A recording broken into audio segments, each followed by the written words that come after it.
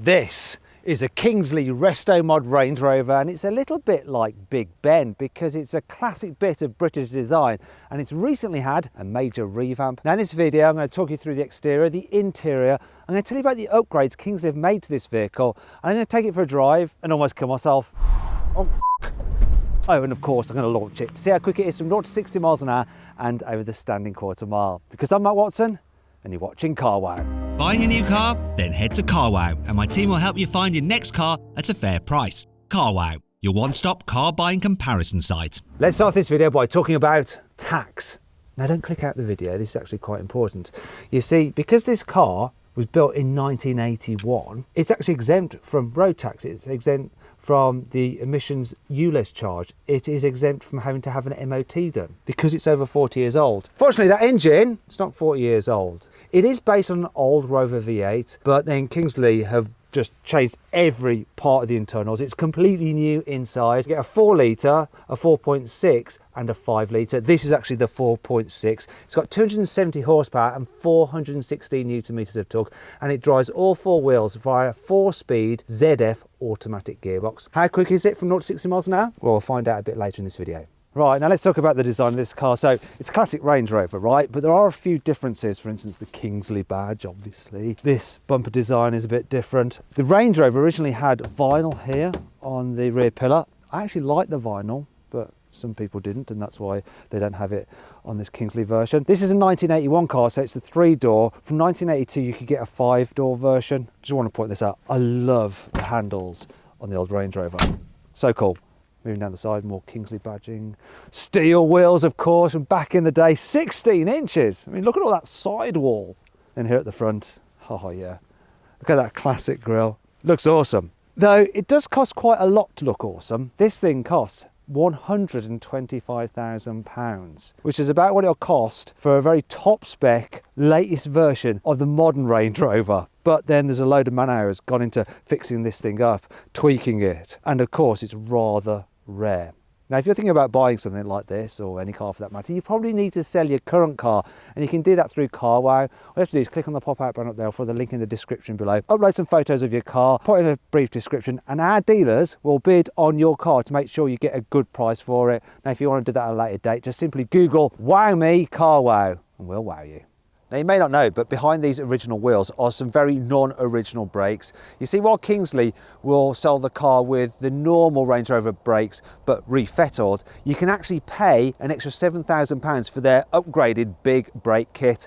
Now that includes ventilated discs and 6-piston calipers up front and at the back. So what will that do for the car's stopping power? Let's find out. Okay, let's see how long it takes to stop this thing from 70 miles an hour, which is about 112 kilometers an hour. Let's do it. Here we go. Oh, it doesn't have ABS. I didn't realise. I thought it had ABS. That was scary. Let's try it again, but without crashing. And I'm going to take more care now that I know it doesn't have ABS. Let's get to 70 miles an hour, 112 kilometers an hour. That should do it. Now let's brake. Just wants to come round all the time. Whew, I had to lift off a bit there, do my own ABS. Took 71 meters to stop. That's without locking up, and it is quite greasy, so maybe if it wasn't so greasy it would have done better. It's a bit scary. Here on the inside, Kingsley have revamped the interior. So you've got the usual Range Rover design, but then they changed the covering for the dash. This one has the extended leather option. So you've got leather absolutely everywhere, A-pillars as well, and the headlining, don't come cheap though, £16,000 for that. Some other options on this car, like sunroof. It's a bit hard to open. It's £3,000 for that. Yeah, I'd probably have it. Another option on this car is the infotainment system. So look, you've got an aftermarket infotainment system with sat-nav and stuff like that. It has Apple CarPlay included, but it costs you £1,000. One nice addition there is a wireless charging pad, though I don't think it's quite big enough for my Samsung Fold. maybe just about. Oh, I do like the interior design that they've done here. This material here mixing with the leather, it's nice. And they're giving the car a smaller, sportier steering wheel, which I also like. What's not so good though, it's a problem that you had in the original Range Rover. You can't alter the steering wheel for reach or height, but the seating position is actually pretty good. Speaking of which, the seats, they're not the original ones, but they are very comfy. The only thing that's annoying about them though is trying to alter the angle of the backrest, because you have to turn the dial here, whereas it should really be there. In fact, it should probably be electric at this price, to be fair. See what you do get though, you get nice new carpeting compared to the original car. Look, it's actually double carpeted for added luxury. Another thing I like, classic cock. Another thing I like is classic clocks and dials. Very simple and easy to read. And the all-important knob down there. We've got a low range gearbox as well. Nice, so we jump in the back and see what it's like back there. So, oh! I do like the armrest there on the front seats. That's a Range Rover staple, that is. So, back seats. Let me just get in here. Slide this out of the way. Come on. Slide. Right. So let's try and get that into my driving position, because it actually goes all the way back and then you have to reset it again. But look, knee room's fine. What is surprising is how little headroom there is in the back. Now, these back seats are slightly higher than ones in the front, so you get a better view out the front, but yeah, my head is touching. Got some big rear windows, and look at this. How old-fashioned is this? That's a bit stiff and won't open properly. I think that needs some adjustment there. What Kingsley have added here in the back, which you don't get in the original car, is this. Look, never had an armrest here in the back, which is quite a nice feature. And there's even a USB input there for charging your mobile phone. Where? Oh, classic 1980s for the win. We have an ashtray. Remember back in the days when people smoked? Nowadays everyone obviously vapes instead, don't they? Oh, and the carpet's nice and thick back here as well. Overall, it's pretty nice. There are a few places where it's a little bit handmade. See, look at that bit there. It doesn't fit brilliantly, and yeah, here as well. But that's what happens when things aren't manufactured and they're done by hand. The tolerances are obviously wider than if something was built by a machine. And in some ways, that's in keeping with the original Range Rover. Now let's talk about the boot.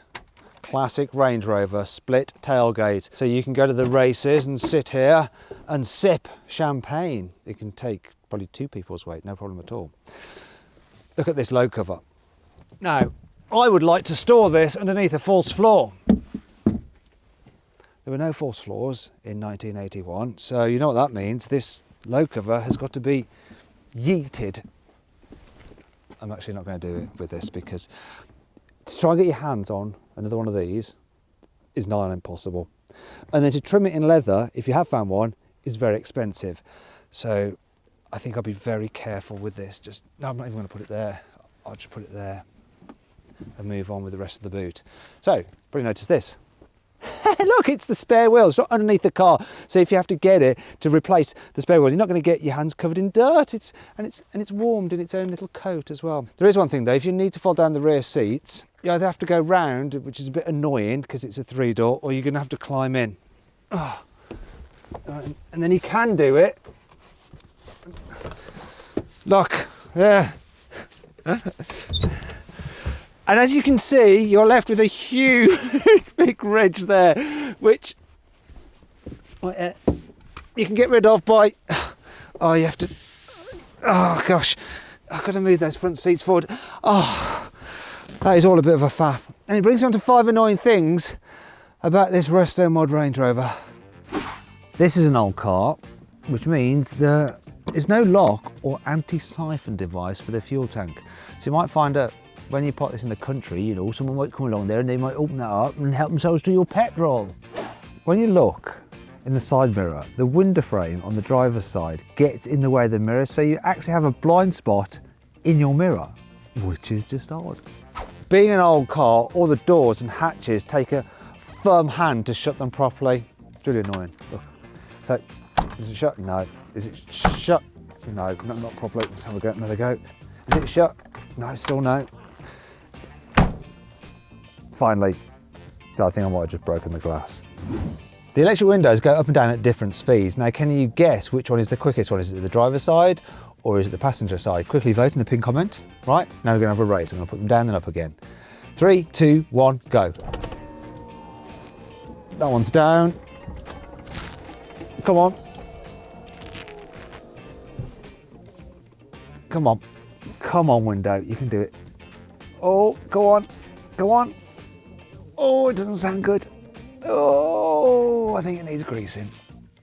You can get this car with parking sensors, which is handy if you're used to modern cars and you don't want to accidentally damage your classic. Problem is though, if you want these metal bumpers, you can't then have the parking sensors because this will interfere with the sonar. However, that brings me on to 5 cool things about this car. You can get a reversing camera for the car, which means that you shouldn't have any problem with reverse parking regardless of which bumpers you go for. Unlike the original Range Rover, the chassis has been galvanised so it won't rot. The old Range Rover was pretty noisy when you were driving. You could really hear like the engine noise, road noise and all that kind of stuff. So Kingsley have fitted this one with a lot more soundproofing. So it does mean you can still hear the engine with the door shut, but it's just not as intrusive as it would have been if the car was original. One of the problems with old cars is the headlights. They are rubbish. You can't see anything at night really. Thankfully, this car is fitted with proper LED headlights. They may look old-fashioned, but they've got modern tech in them. So you can drive at night, dark lane, and see exactly where you're going. Thank goodness for that. Kingsley have done a bunch of work to make this car better to drive than original. So they fitted new suspension, it's got new coil springs and new dampers. You see, a replacement damper for an old Range Rover like this is about £30. Replacement one for this particular car, £500 per corner. They've also rated the car's bushings to make it ride better, but also be more comfortable. And you get a limited slip differential at the rear. You didn't get that on the standard car. Okay, let's see what this resto mod Range Rover is like to drive. First thing you notice is the visibility. Old cars with their thin pillars, loads of glass, great view out. Apart from the door mirrors sort of being a bit small for this kind of car really, and a bit low down. Other than that though, yeah, brilliant. Do you know what, there's something special about just cruising around in this. First of all, the engine noise. So there's nothing artificial or fake about it, it's just got like that kind of hefty V8 sound from the past, and I like it. I want to drive it one-handed, come on, take care man, do it two-handed like you're supposed to. Another thing I want to talk about is the suspension. So I'm going over some real awful bumps. Now I do feel them through my bottom, but it's not terrible. But what's interesting is, if I was in an original Range Rover that hadn't been touched by anyone, it would have been bouncing and shaking and really struggling with those bumps. Another thing it'd be struggling with is the bends. I mean, the suspension on the old Range Rover is really lollopy. This thing, I mean, it's no sports car, and it doesn't feel like a modern day SUV. It's still an old deer, but it feels way more composed and less flappable, really, compared to the original Range Rover. So it's like old, but just a bit more sorted, modernised. It also requires less steering input. So with an old Range Rover, you're constantly correcting yourself to keep it going in a straight line of where you want it to, whereas this seems a lot more obedient. You just want to drive it like this. And this ledge here is perfect for just resting your elbow on. Oh, it really is a sense of occasion. It's kind of a bit like looking back with rose-tinted spectacles. You see, if you had to go back in time and actually drive an old Range Rover, you'd be like, oh, this is a bit rubbish. Whereas this is kind of how you look back on those cars romantically. Does that make sense to you? It makes sense to me. Essentially, it's not an absolute pig to drive, it's quite nice. It's got the element of old world charm, but without all of the compromises. I like it. I could just see myself wafting around in this, and it really is a wafty kind of car. 4-speed automatic gearbox, which if you want to kick down, you do have to push quite a bit to get it to kick down, and then yes, it eases forward. It doesn't hurry along, but it's no slouch either. It's quick enough. This smaller steering wheel is quite interesting actually. I think it works. I mean, clearly it doesn't go around corners, right? Now, what I mean is it feels like a good size for it. I'm really quite surprised how well this thing drives and goes around the bends. I was expecting more rattles. There's hardly any, just a little bit when you go over certain bumps. One thing I have noticed though, when you're getting quicker, you do get quite a bit of wind noise from up here that you wouldn't do on a modern car. Obviously they haven't changed the shape of the body and the aerodynamics, they can't do anything about that. But you can just drown it out with the V8 like that. This car I don't think drives as well as something like a modern Mercedes G63. It's way better than an old G63. And to my memory, it's way better than an old Range Rover as well. I could live with this. Most important thing though, what's it like to launch? Let's have this open actually while we're at it. There we go, it's better. Actually no, I like the leather. Let's launch it. Okay, time to find out how quick this can do 0 to 60 miles an hour and the standing quarter mile Now brake boost it. Come on. Nice traction off the line. It's got one of the longest pedals in the world. Here we go. 9.73 to 60. What's the quarter mile? Oh, I hear that old V8. 17.38. Oh, just slow it down. Leisurely, but not completely lethargic.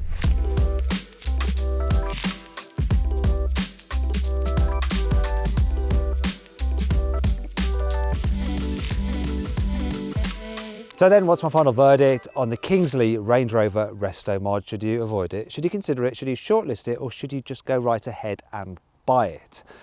Well, it's a bit of a tough one on a car such as this, because you either want one or you don't. And if you do want a Range Rover Resto mod, really Kingsley are the only people to do it. And I have to say, I have really enjoyed driving this car, and it looks cool, doesn't it?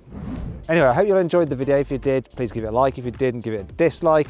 Let me know what you think of these kind of resto mods in the comments below. Click on those windows there to watch more videos. And if you click on that box there, you can sell your car through CarWow. It's free and easy to do.